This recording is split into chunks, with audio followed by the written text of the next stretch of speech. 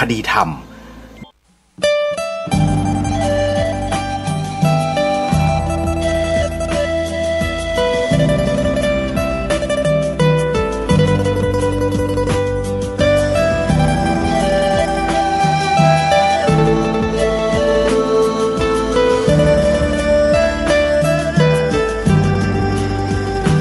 กล้าคิดก็ต้องกล้าทำอย่ากลัวถ้าทำความดีเร่งศึกษาปัญหาให้ทันท่วงทีเมืองไทยจะพัฒนากว่านี้รายการดีๆคดีโลกคดีธรรมขอรำพันบรรยายความคิดเครื่องหมายแห่งสีทั้งสามงามถนัดขาวคือบริสุทธิ์สีสวัสดิ์หมายพระไตรรัตน์และธรรมะคุ้มจิตไทยแดงคือโลหิตเราใสซึ่งยอมสละได้เพื่อรักษาชาติศาสนาน้ำเงินคือสีโสภาอันจอมประชาถ้าโปรดเป็นของส่วนองค์จัดริ้วเข้าเป็นไตรรงค์จึงเป็นสีธงที่รักแห่งเราชาวไทยทหารอวตารนำไปยงยุทธวิชัยวิชิตก็ชูเกียรติสยามประเทศไทยที่เจริญมั่นคงมาได้จนถึงทุกวันนี้มิได้เกิดขึ้นจากความหวาดกลัวอย่างคลาดเขลาแต่บรรพบุรุษไทยของเราทุกยุคทุกสมัยล้วนแต่มีความกล้าหาญและชาญฉลาดปกป้องเอกราชสร้างชาติให้เกิดความมั่นคงโดยมีธงแห่งพระไตรรัตน์เป็นเครื่องนำชัยจึงเป็นที่มาที่ไปของรายการคดีโลกคดีธรรมกล้าคิดก็ต้องกล้าทำอย่ากลัวถ้าทำความดีเร่งศึกษาปัญหาให้ทันท่วงทีเมืองไทยจะพัฒนากว่านี้รายการดีๆคดีโลกคดีธรรมรายการ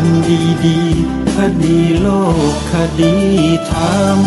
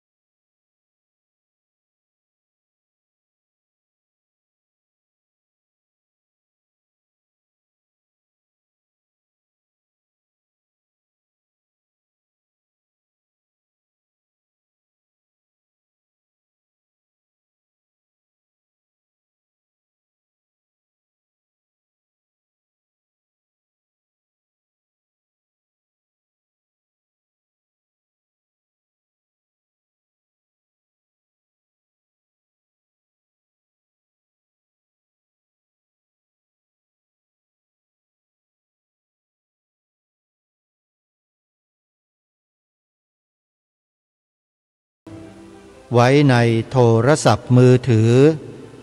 ระบบ Android ท่านสามารถเปิดรับฟังรายการนี้ได้ทุกวันในวันหนึ่งสามารถเปิดรับฟังได้6 เวลาคือในช่วงเวลา 9 นาฬิกาช่วงหนึ่ง10 นาฬิกาอีกช่วงหนึ่ง11 นาฬิกาอีกช่วงหนึ่ง13 นาฬิกาอีกช่วงหนึ่ง17 นาฬิกาอีกช่วงหนึ่งและเที่ยงคืนตี 1อีกช่วงหนึ่งสาธุชนสามารถเปิดรับฟังสถานีวิทยุพระพุทธศาสนาคลื่นต่างๆที่รวมกันอยู่ในแอปพลิเคชันนี้เกือบ50 สถานี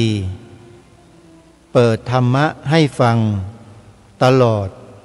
24 ชั่วโมงใครที่ดาวน์โหลดไว้ฟังถือว่าเป็นผู้ที่โชคดีมากเพราะการสดับรับฟังธรรมะนั้นเป็นบุญเป็นกุศลการสั่งสมบุญนำสุขมาให้องค์พระสัมมาสัมพุทธเจ้าตรัสสอนไว้เพราะฉะนั้นการฟังธรรมะทุกวันนั้นเป็นการสั่งสมบุญใครที่ต้องการติดตามรับฟังรายการธรรมะตลอด24 ชั่วโมงโดยการดาวน์โหลดแอปพลิเคชันวิทยุพุทธศาสนาทั่วไทยไว้ในโทรศัพท์ของท่านก็สามารถดำเนินการได้ทันที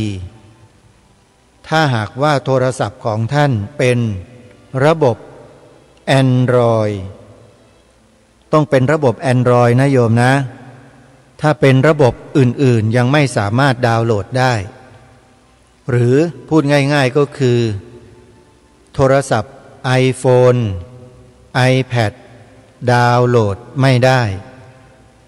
แต่ถ้าเป็นซัมซุงเสี่ยวมี่หัวเว่ยโซนี่หรือยี่ห้ออื่นก็สามารถดาวน์โหลดได้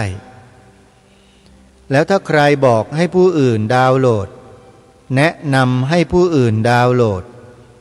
ผู้บอกนั้นก็จะได้อานิสงส์แห่งบุญตรงนั้นด้วย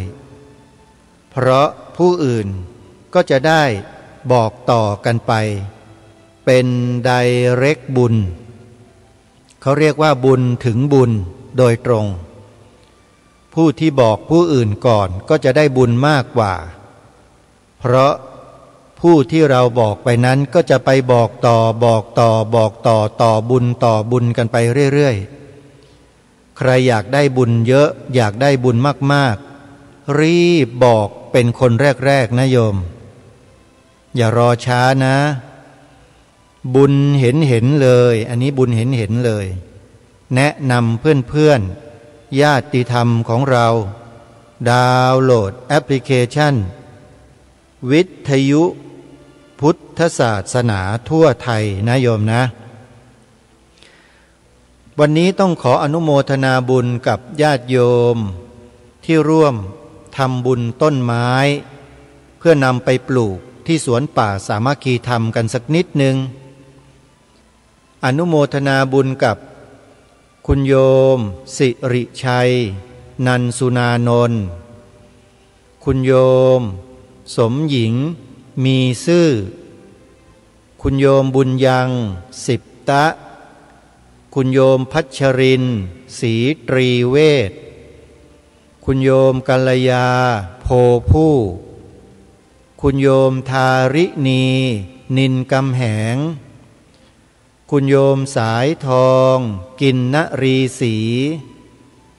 คุณโยมยุพินบัวรภาคุณโยมอาภากรจันสีทองคุณโยมวันธนาพันตาวงศ์คุณโยมคนึงนิดกาญจนวิสิทธิ์คุณโยมกันนิชาฉัตรโค คุ้มเกล้าคุณโยมอารีคุณโยมวันทองเฮมรำคุณโยมกรุงทองร้านป้ายคลังศิลป์อำเภอจอมพระ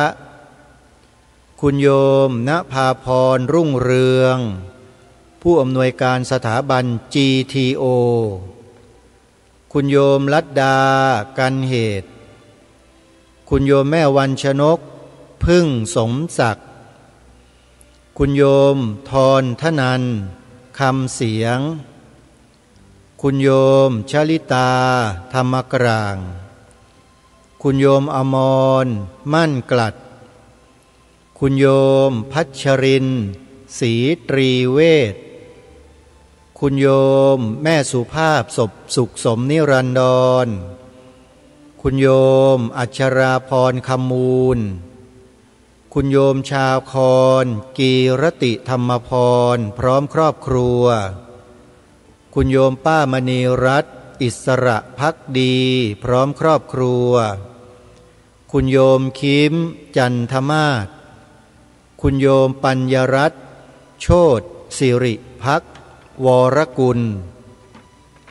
คุณโยมบุญเลี้ยงภูชื่นแสงแล้วก็อีกบางท่าน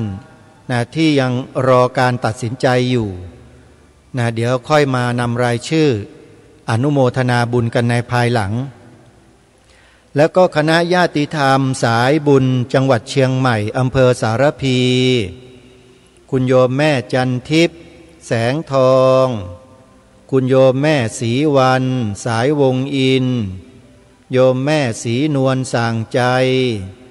โยมแม่จันทราอุปราสิทธิ์โยมแม่ฟองจันปัญญาตุ้ยโยมแม่ฟองจันแข็งแรงนะโยมแม่นะให้กำลังใจเสมอคุณโยมนงเยาว์แปลงแสงคุณโยมแม่เพ็ญศรีชัยเจริญวงศ์คุณโยมจันสมศรีวงศ์คุณโยมสุภาพทองอินคุณโยมฟองแก้วรัตติยะและมีโยมอีกท่านหนึ่งอาตมาภาพเพิ่งจะเห็นชื่อของโยมไปค้นเจอในรายชื่อที่เคยบันทึกไว้ต้องขออภัยด้วยโยมไม่ได้เคยเอ่ยนามโยมเลยตั้งแต่ครั้งที่โยมได้ทำบุญกับรายการคดีโลกคดีธรรมมาเนี่ยคุณโยมพ่อสมพรณวงดีอยู่ที่กำแพงดินเมืองเชียงใหม่โยมยังฟังรายการอยู่เนาะโยมนะโยมพ่อสมพรยังไงก็ช่วยกริ้งกลางมาหาอาตมาหน่อยนะเป็นอย่างไรบ้างสุขภาพร่างกายแข็งแรงดีมีความสุขดีนะโยมนะยังไงก็ขอรำลึกนึกถึงอยู่เสมอแล้วก็คุณโยมแม่ศรีนวลรันจวนนี่อยู่ดอยสะเก็ดเดี๋ยวอาตมาภาพก็จะไปดอยสะเก็ดในเดือนกรกฎาคมนี้แล้วโยมไปอยู่ที่วัดดอยสะเก็ดถึง3 วัน 3 คืนเลยทีเดียวนะฮะแล้วเดี๋ยวใครต้องการจะไปเยี่ยมไปดูไปพูดคุยกันก็ไปวัดพระธาตุดอยสะเก็ดเดือนหน้ากรกฎาคมนะโยมนะอนุโมทนาบุญโยมเจ้าภาพต้นไม้ที่สวนป่าสามัคคีธรรมประกาศเพื่อให้ทุกท่านมีส่วนร่วมอาตมาภาพจะปลูกต้นไม้ในช่วงฤดูฝนนี้ในวันครบรอบ6 ปีสวนป่าสามัคคีธรรมวันที่22 มิถุนายนครบ6 ปีของการปลูกป่าแล้วโยมนะ6 ปีครบรอบจะทำอะไรก็ไม่ดีเท่ากับปลูกต้นไม้เพิ่มเติมจะปลูกอย่างเนี้ยทุกปีเลยโยมแล้วเดี๋ยวพอถึงปี1ครบ1 ปีก็จะบอกบุญญาติโยมให้เป็นเจ้าภาพต้นไม้ร่วมกันถ้าหากว่าท่านใดที่ฟังรายการอยู่จะมีส่วนร่วมเป็นเจ้าภาพปลูกต้นไม้ในวันครบรอบ6 ปีสวนป่าสามัคคีธรรมก็ขอเรียนเชิญได้นะโยมนะอาตมาภาพจะให้ทำบุญกันต้นละ50 บาท ใครจะรับเป็นเจ้าภาพปลูกต้นไม้ต้นละ50 บาทโยมโอนปัจจัยเข้ามาร่วมบุญได้เลยเปิดบัญชีไว้ให้ญาติโยมทำบุญกันโอนเข้ามาได้ที่บัญชีธนาคารไทยพาณิชย์เลขบัญชี114214987อนุโมทนาบุญทุกท่านประชาสัมพันธ์ข่าวงานบุญให้สาธุชนมีส่วนร่วมงานปฏิบัติธรรมอยู่ปริวาสกรรมของพระสงฆ์ในเดือนมิถุนายนถึงกรกฎาคมณวัดศรีอุดมวงศ์ตำบลศรีสงครามอำเภอวังสะพุงจังหวัดเลยระหว่างวันที่25มิถุนายนถึงวันที่4กรกฎาคมนี้วัดศรีอุดมวงศ์ยินดีขอเรียนเชิญเจริญพรญาติโยมพุทธบริษัทร่วมบวชเนกขัมมะถือศีล8ปฏิบัติธรรมร่วมกับครูบาอาจารย์10 วัน10 คืนณวัดศรีอุดมวงศ์หรือท่านใดจะร่วมรับเป็นเจ้าภาพภัตตาหารเช้าเพลรวมถึงน้ำปานะติดต่อสอบถามรายละเอียดเข้าไปได้ที่วัดศรีอุดมวงศ์หมายเลขโทรศัพท์084404968วัดป่าอาเจียงตำบลหนองบัวอำเภอท่าตูมจังหวัดสุรินทร์จัดงานอุปสมบทหมู่พระภิกษุในวันที่5-6 กรกฎาคมศกนี้ณวัดป่าอาเจียงในงานนั้นจะมีขบวนช้างแห่นาค100 กว่าเชือกใครจะรับเป็นเจ้าภาพอุปสมบทติดต่อสอบถามรายละเอียดเข้าไปได้ที่วัดป่าอาเจียงหมายเลขโทรศัพท์064-228-2422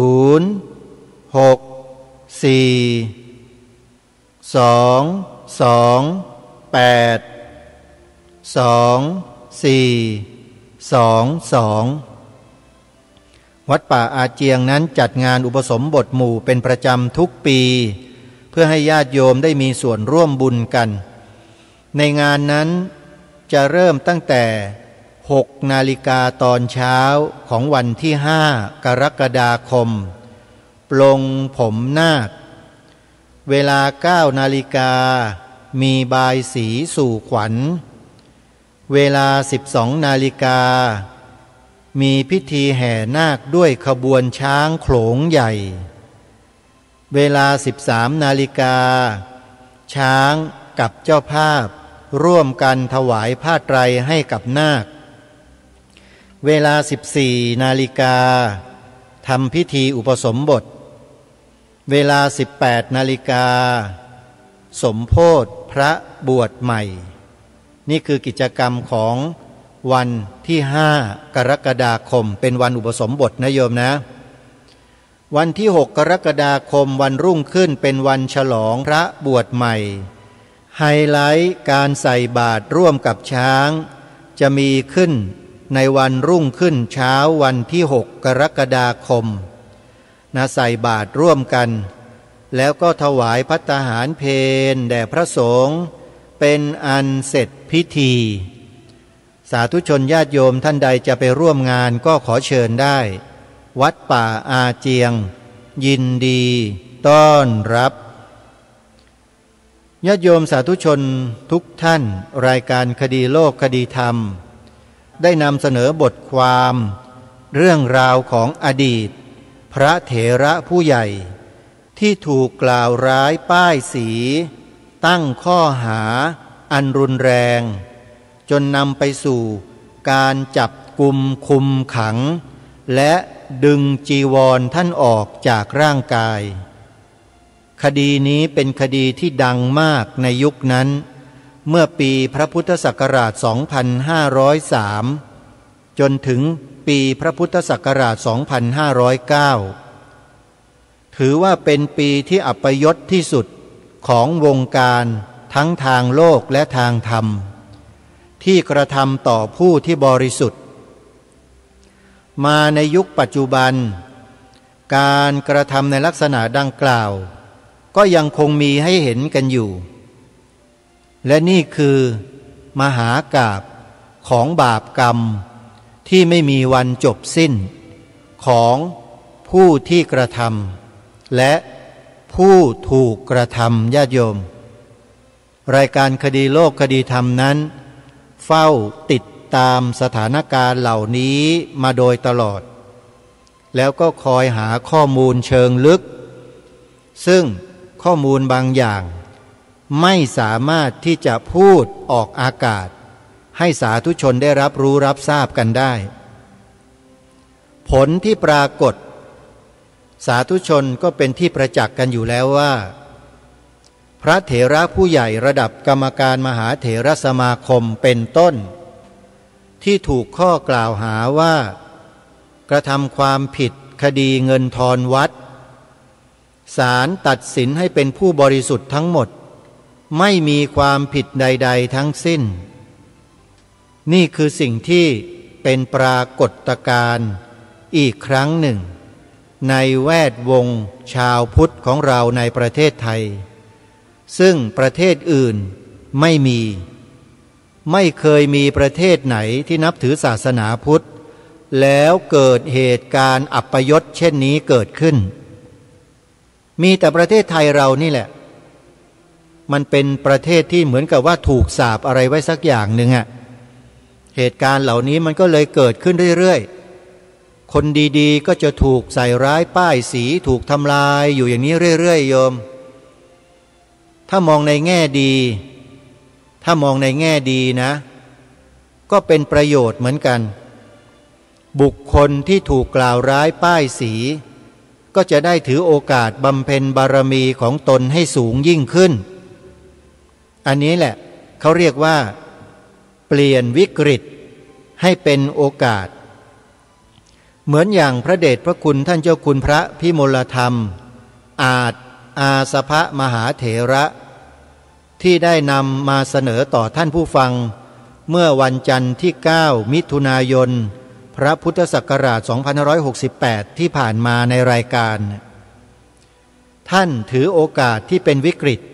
ในขณะที่ถูกจับขังอยู่ในคุกสันติบาลเป็นเวลา5 ปีเนี่ยได้บำเพ็ญสมณธรรมอย่างยิ่งยวดหลายประการและหนึ่งในนั้นก็คือท่านได้แปลคัมภีร์วิสุทธิมรรคออกมาเป็นภาษาไทยเสร็จสมบูรณ์เป็นรูปเล่มอย่างที่พวกเราได้เห็นได้สัมผัสได้อ่านได้ดูกันฉบับที่วัดมหาธาตุยุวราชรังสฤษฎ์พิมพ์เป็นธรรมบรรณาการในฐานะเป็นอดีตเจ้าประคุณสมเด็จพระพุทธาจารย์อาสภมหาเถระมาแต่อดีตเคยทำงานถวายการรับใช้ท่านอย่างใกล้ชิดรู้เรื่องราวความเป็นมาเป็นไปลึกลับซับซ้อนซ่อนเงื่อนในเหตุการณ์นั้นเป็นอย่างดีผู้ดำเนินรายการเนี่ยเคยได้รับข้อมูลบางอย่างจากท่านอาจารย์พระครูรูปนี้เป็นข้อมูลที่ไม่สามารถเปิดเผยได้จึงรู้อะไรต่อมิอะไรมากมายหลายประการเกี่ยวกับเรื่องดังกล่าวเพราะฉะนั้นบางท่านอาจจะถามว่าทำไมจึงกล้านำเรื่องราวนี้มาเผยแพร่ไม่เห็นต้องใช้ความกล้าอะไรเลยครูบาอาจารย์ที่เคารพ เพราะเรื่องเหล่านี้มันเป็นปรากฏการณ์ที่มันมีให้เห็นให้รู้ให้ดูกันอยู่เต็มไปหมด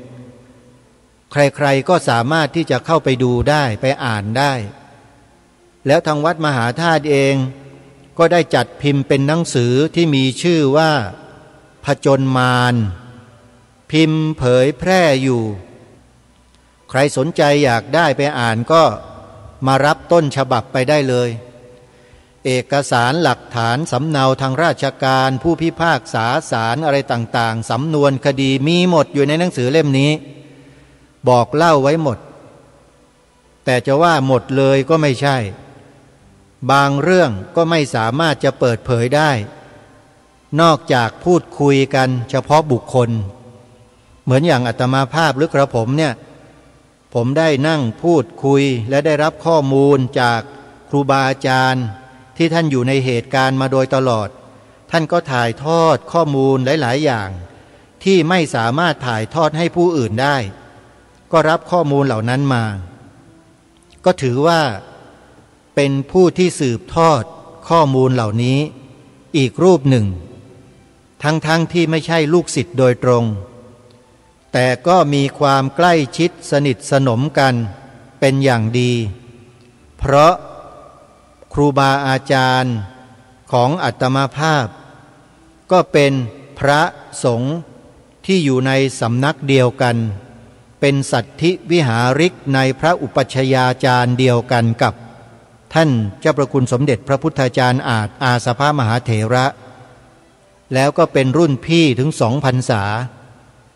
นั่นก็คือพระเดชพระคุณท่านเจ้าคุณพระพิมลธรรมชอบอนุจารีมหาเถระราชบัณฑิตตามที่ได้แจ้งบอกกับสาธุชนไปแล้วอาตมาภาพคือหนึ่งในลูกศิษย์ของพระเดชพระคุณท่าน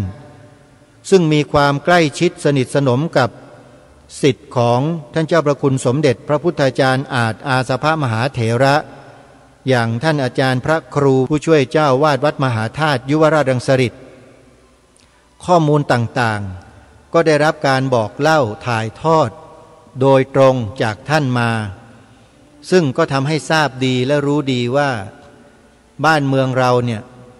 ยังมีอะไรที่เราจะต้องเผชิญกันอีกเยอะแล้วถ้าหากว่าเรายังทำขาสั่นปากกล้าขาสั่นอยู่ไม่เอาจริงไม่เอาจังเนี่ยไม่มีวันหรอกที่เราจะชนะสิ่งเหล่านี้ได้ชัยชนะที่จะเกิดขึ้นกับใครก็แล้วแต่มันต้องเกิดจากความกล้าหาญเด็ดเดี่ยวแล้วก็เป็นความซื่อตรงความบริสุทธิ์ไม่มีนอกไม่มีในไม่มีผลประโยชน์ใดๆเข้ามาเกี่ยวข้องทั้งสิ้นทุกการกระทำและคำพูดต้องเป็นไปเพื่อประโยชน์ส่วนรวมเท่านั้นนี่คือการทำหน้าที่ถ้าทำหน้าที่เพื่อผลประโยชน์แสวงหาอะไรเพื่อเป็นประโยชน์ของตนเนี่ยอันนั้นถือว่ายังไม่สมบูรณ์นะยังไม่สมบูรณ์ประโยชน์ส่วนรวมคือประโยชน์ชาติประโยชน์พระพุทธศาสนาประโยชน์ของสถาบันพระมหากษัตริย์เรียกว่าสถาบันหลักของชาติทั้ง3เนี่ยอันนี้คือประโยชน์สูงสุดที่ลูกหลานไทยทุกคนจะต้องช่วยกันปกป้องคุ้มครองรักษาเทิดทูนไว้เหนือชีวิตพอพูดออกมาอย่างนี้บางคนก็บอกว่าพวกคลั่งชาติอีกแล้วนี่เป็นธรรมดาญาติโยมพวกแมลงวันก็เป็นอย่างนี้แหละสัญชาติแมลงวันมันไม่มีวันจะคิดดีหรอกโยมมันก็คิดแบบนั้นแหละเพราะว่าเชื้อมันแรงเป็นธรรมดาฮะแล้วถ้าหากว่าเรากลัวพวกแมลงวันอยู่ก็ไม่ต้องทำอะไรกันแล้วโยมนะแมลงวันเนี่ยมันจะสู้แมลงผึ้งได้ยังไงโยมแมลงผึ้งแมลงผู้โอ้ยดีกว่าตั้งเยอะยังแถมยังมีเหล็กในเอาไว้ทิ่มแทงศัตรูได้อีกเหล็กในที่นี้อุปมานะก็เหมือนกับปัญญาที่เฉียบแหลมปัญญาที่เฉียบแหลมหมายถึงว่าคมแล้วก็ลึกกว้างแล้วก็นิ่งอันนี้สำคัญมากเลยนะต้องนิ่งด้วยจิตต้องเป็นสมาธิมีสติแล้วก็ปัญญา จึงสามารถจะฟันฝ่าอุปสรรคปัญหาเรื่องราวเหตุการณ์ต่างๆไปได้เจอเหตุการณ์อะไรที่หนักๆที่รุนแรงแล้วสามารถที่จะนิ่งได้ไม่หวั่นไหวเหมือนอย่างท่านเจ้าพระคุณสมเด็จพระพุทธาจารย์อาจอาสภมหาเถระเมื่อครั้งดำรงสมณศักดิ์ที่พระพิมลธรรมเป็นพระราชาคณะเจ้าคณะรองเป็นถึงสังฆมนตรีว่าการองค์การปกครองของคณะสงฆ์ในยุคของพระราชบัญญัติคณะสงฆ์ปีพระพุทธศักราช 2484 มีสังฆมนตรีบริหารงานคณะสงฆ์ในยุคนั้นท่านเจ้าพระคุณสมเด็จถือว่าเป็นพระเถระที่นิ่งมากโดนจับขังคุกสันติบาล5 ปีท่านยังสามารถดำรงสถานะความเป็นสมณะของท่านไว้อย่างสมบูรณ์แบบแล้วแถมยังดีกว่าเดิมด้วยถ้าท่านบริหารกิจการงานตามปกติอยู่ข้างนอกเนี่ยท่านไม่สามารถจะบำเพ็ญสมณธรรมได้ดีเท่ากับอยู่ในคุกหรอกโยมเชื่อไหมเวลาในคุกเนี่ยเยอะเพราะท่านได้นั่งสมาธิ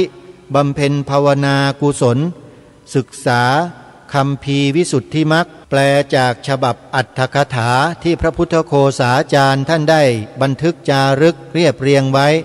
ให้เป็นภาษาไทยให้เราได้ศึกษาได้อ่านกันจนถึงวันนี้นะนั่นคือประโยชน์ที่ท่านได้สร้างได้ทำไว้ทั้งต่อท่านเองและต่อพระศาสนาด้วยเพราะฉะนั้นญาติโยมสาธุชนพุทธบริษัททั้งหลายพระมหาเถระพระเถระผู้ใหญ่ที่ล่วงการผ่านวัยมาเป็นระยะเวลายาวนานแล้วดำรงตำแหน่งในระดับสูงของคณะสงฆ์อยู่แต่ละรูปเนี่ยนะโยมไม่ธรรมดานะไม่ธรรมดาในฝ่ายบวกก็มีไม่ธรรมดาในฝ่ายไม่บวกก็มีอาจจะเป็นหารหรือจะเป็นคูณก็แล้วแต่อันนี้ก็ขึ้นอยู่กับการกระทำและคำพูดของแต่ละท่านเราไม่ล้วงลึกลงไปเพราะฉะนั้นส่วนมากจะเป็นไปในฝ่ายบวกทั้งนั้นคือบำเพ็ญกองการกุศลทำบุญสร้างบารมีมาจนได้รับพระมหากรุณาธิคุณพระราชทานสมณศักดิ์โดยลำดับมีตำแหน่งการงานทางคณะสงฆ์สูงขึ้นโดยลำดับอันนี้คือด้วยบุญญาธิการบารมีที่ท่านบำเพ็ญได้สั่งสมและได้ทำมาทั้งในอดีตและในปัจจุบัน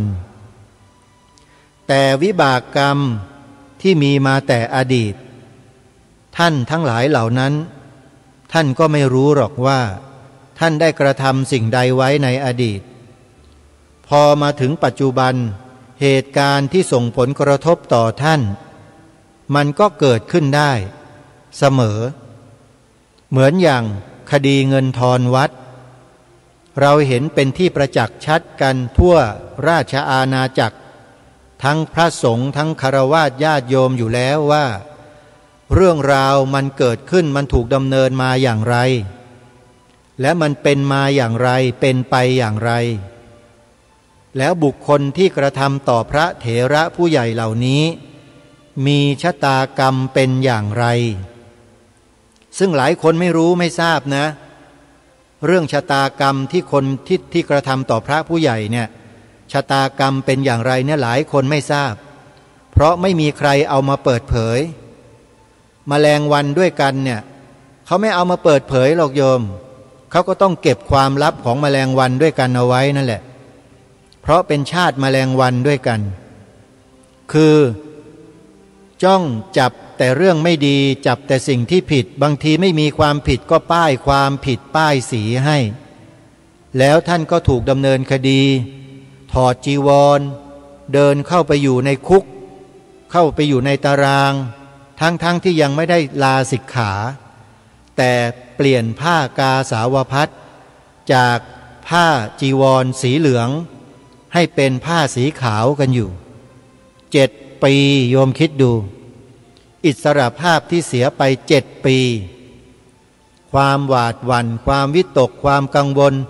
ก็ต้องย่อมเกิดขึ้นเป็นธรรมดาของปุถุชนซึ่งไม่ใช่คนอริยะ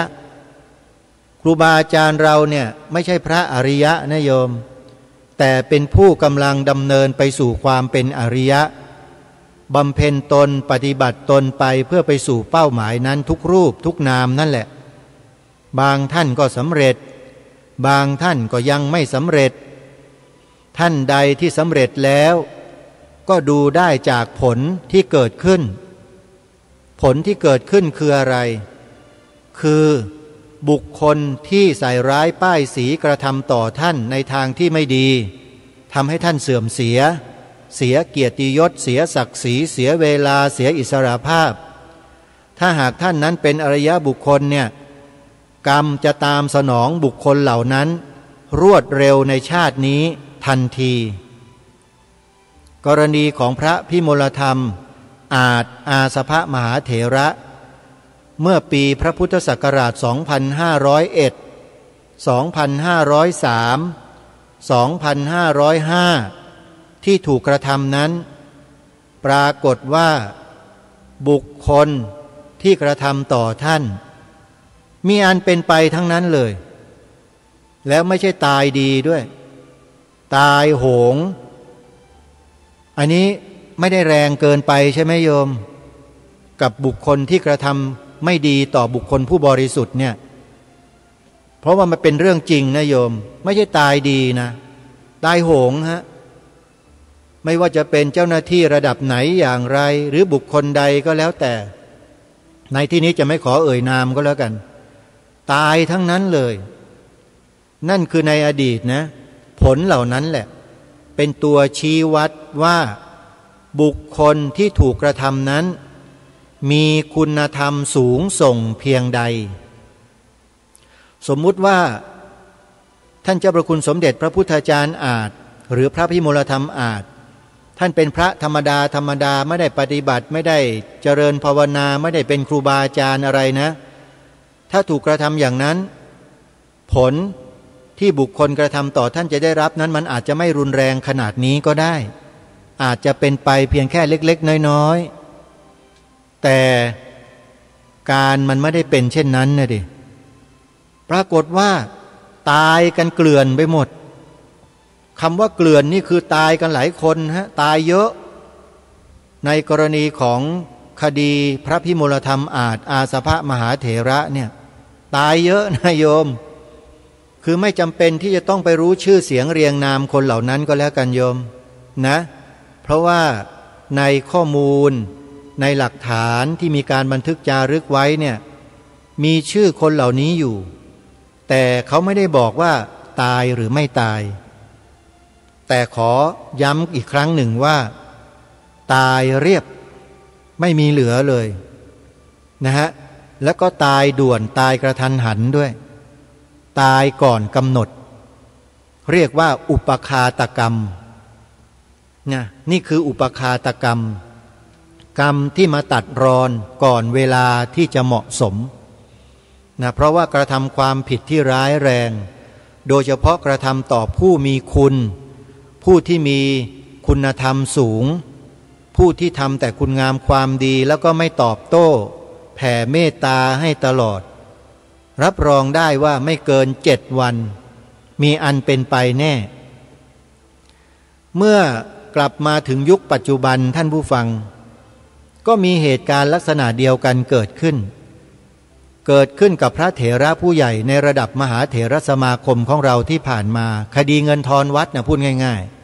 ๆมันเป็นที่ประจักษ์อยู่แล้วคดีทุกสิ่งทุกอย่างมันก็จบไปแล้ว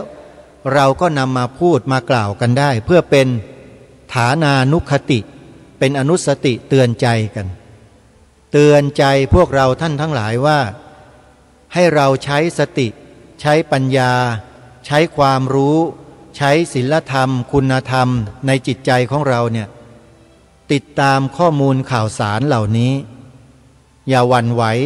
กับเหตุการณ์เหล่านี้ถ้าหากว่ามันจะเกิดขึ้นอีกกี่ครั้งก็แล้วแต่โยมอย่าไปหวั่นไหวมันเป็นเรื่องธรรมดาปกติของโลกใบนี้โลกสันนิวาสใบนี้ถูกกิเลสมันครอบครองมาโดยตลอดผู้รู้ท่านกล่าวไว้โลกใบนี้มันถูกกิเลสครอบครองอยู่ท่านผู้ฟังครองทั้งโลกเลย ใครเป็นคนทำให้กิเลสมันครองโลกอันนี้เดี๋ยวว่ากันไปในโอกาสข้างหน้านะเรื่องนี้ก็มีเรื่องที่จะพูดเหมือนกันว่าทำไมกิเลสมันจึงครองโลกเพราะอะไรแล้วบุคคลประเภทไหนที่สามารถหลุดรอดมาจากการครองของกิเลสในโลกนี้ได้มีหรือไม่มีดิไม่มีได้ไงล่ะแล้วเดี๋ยวค่อยมาว่ากันโยมนะฮะมันเป็นเรื่องที่สลับซับซ้อนอยู่นิดหนึ่งและเป็นเรื่องที่เมื่อพูดไปแล้วเนี่ยหลายคนก็อาจจะต่อต้านและปฏิเสธผู้ดำเนินรายการก็ได้ถ้าจะพูดในที่นี้ก็คือว่าโลกสันนิวาสนี้ถูกครอบงำด้วยกิเลสที่มีผู้กระทำให้เป็นไปผู้กระทำนั้นคือใครอย่างไรนั้นเรื่องนี้คงจะไม่พูดออกอากาศนะโยมแต่มีคนกระทำให้เกิดแน่นอนและมีผู้ที่มาปลดเปลื้องให้เราหลุดพ้นจากสิ่งเหล่านี้ได้จริงๆด้วยตรงนี้ก็น่าจะบอกจะพูดได้ไม่มีใครหรอกฮะที่จะทำได้นอกจากพระสัมมาสัมพุทธเจ้าเท่านั้นพระองค์เดียวที่สามารถทำให้พวกเราหรือมนุษย์อย่างพวกเราเนี่ยรอดพ้นจากบ่วงกิเลสที่ครองโลกอยู่ได้หลุดไปเลยหลุดโลกเลยนะไปอยู่เหนือโลกนู่นนะโยมที่เรียกว่าสภาวะนิพพานอาตมาภาพบอกว่าอยู่เหนือโลกนะฟังให้ดีนะเหนือโลกคืออยู่เหนือเหตุปัจจัยที่จะปรุงแต่งไม่ได้นะนี่คือพระสัมมาสัมพุทธเจ้าและนี่แหละคือสิ่งที่จะมาบอกกับสาธุชนญาติโยมพุทธบริษัทเราว่าช่วยกันสืบสารรักษาต่อยอดพระพุทธศาสนาของพระสัมมาสัมพุทธเจ้าให้มีกำลังมีอำนาจมีอิทธิพลในบ้านเมืองนี้ให้ได้เพราะถ้าพระพุทธศาสนามีอำนาจมีอิทธิพลมีอะไรต่อมีอะไรในบ้านเมืองนี้นะจะเป็นประโยชน์ต่อบ้านเมืองนี้อย่างมหาศาลเลยการที่จะยกพระพุทธศาสนาให้เป็นใหญ่มีอำนาจมีอิทธิพลเหนือกว่าสิ่งใดๆได้ทำยังไงนี่แหละคือปัญหาที่ทุกท่านจะต้องช่วยกันหาคำตอบสำหรับรายการนี้มีคำตอบมานานแล้วก็รณรงค์ให้พวกเราได้ร่วมด้วยช่วยกันมาโดยตลอดไม่ทราบว่าท่านผู้ฟังทั้งหลายจะจำกันได้หรือเปล่าไม่รู้ว่าจะสนใจกันบ้างไหมหรือว่าท่านมองว่าเป็นเรื่องที่ไร้สาระอันนี้ไม่ทราบท่านผู้ฟังเป็นผู้ตัดสินเองแต่สำหรับรายการนี้ขอบอกได้เลยว่าไม่มีวิธีอื่นฮะหนามยอกเอาหนามบ่งคุณยอกมาเราก็ยอกกลับมันจะไปยากอะไรล่ะเมื่อคุณสร้างอำนาจได้ด้วยวิธีอะไรเราก็สร้างอำนาจได้ด้วยวิธีอันเดียวกันนั่นแหละเพื่ออะไรฮะเพื่อการปกครองการบริหารจัดการการเป็นอยู่ร่วมกันในสังคมด้วยหลักการที่ถูกต้องดีงามไม่ดีไงดีฮะใครบอกว่าไม่ดีบ้างคำสอนในทางพระพุทธศาสนาใครบอกว่าไม่ดีก็มีแต่พวกมารเท่านั้นแหละที่บอกว่าไม่ดีจริงไหมถ้าไม่ใช่มารก็คงจะบอกไม่ได้อย่างนี้ท่านสาธุชนทั้งหลายนี่คือรายการในวันนี้ที่จะขอย้ำกับท่านสาธุชนผู้ฟังทั้งหลายว่าเหตุการณ์ที่เกิดขึ้นผ่านมาทั้งในอดีตปัจจุบันหรือจะเป็นไปในอนาคตอีกกี่ครั้งก็ตามขอให้เราอย่าหวั่นไหวกับสถานการณ์เหล่านั้นจะมีมารมากล่าวร้ายป้ายสีพระสงฆ์เราจะนำข่าวเสียของพระสงฆ์บางรูปไปตีไข่ใส่สีเอาไปทำให้เกิดความบันเทิงสนุกสนานกันอยู่นะด้วยสัญชาติของแมลงวันเท่าไรก็ตามขอให้เราอย่าหวั่นไหวกับสิ่งเหล่านั้นโยม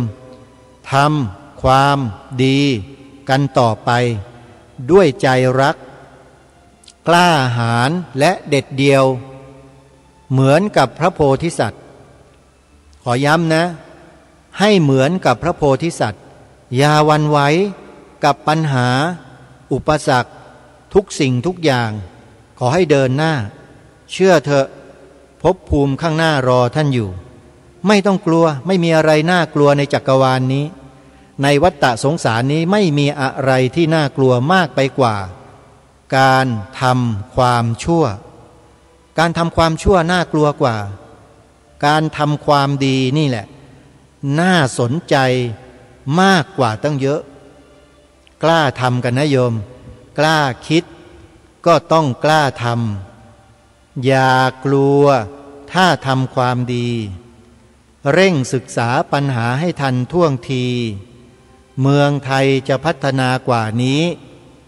รายการดีๆคดีโลกคดีธรรมวันนี้เวลาของรายการหมดต้องขอสมมติยุติไว้แต่เพียงเท่านี้พบกับรายการได้ใหม่ในวันต่อไปขอความสุขความสวัสดีในธรรมแห่งองค์สมเด็จพระบรมศาสดาสัมมาสัมพุทธเจ้าจงปรากฏเกิดมีขึ้นในจิตใจของท่านผู้ฟังทุกท่านทุกคนเทอญ